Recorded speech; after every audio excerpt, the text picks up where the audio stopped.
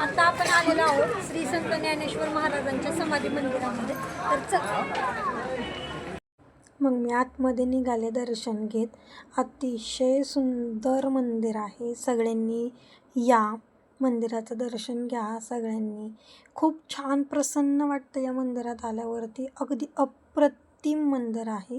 बघू शकता तुम्ही किती सुंदर आहे. सगळे वारकरी, सगळे दारकरी सगळे येतात तिथं पाया पडण्यासाठी आणि सगळे नतमस्तक होतात इथे. तर बघू शकता तुम्ही किती सुंदर मंदिर आहे.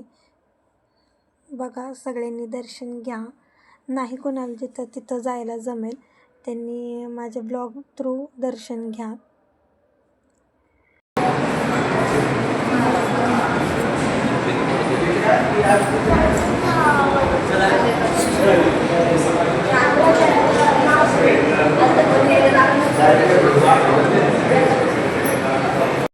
नंतर मी निघाले दर्शन रांगेकडे.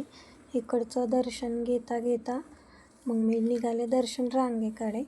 तर बघू शकता तुम्ही दर्शन रांग पुढं खूप मोठी आहे. तर दाखवते मी तुम्हाला. चला, इथं पाया पडायला खूप लाईन होती. तर पाया पडता मला व्यवस्थित आलं नाही. घाईघाईतच पाया पडावं लागलं इथे. इथून मला पुढं रांगेत जायचं होतं. तर चला.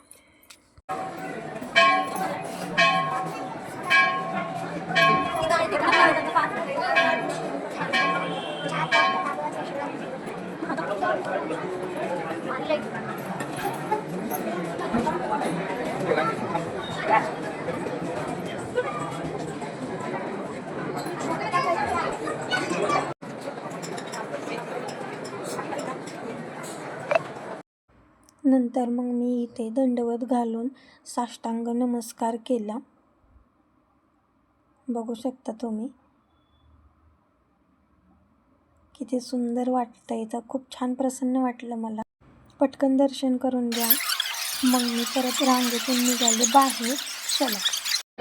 नंतर दीदीसोबत छान फुगडी घातली.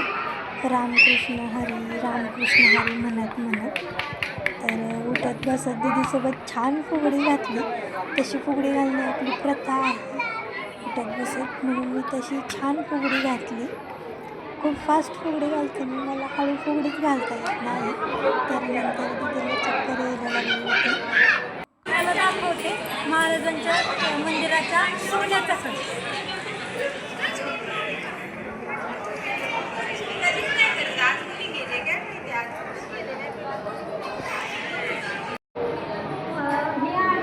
महाराजांच्या समाधीच्या मागची काचेतली मूर्ती. चला तर घेऊया दर्शन.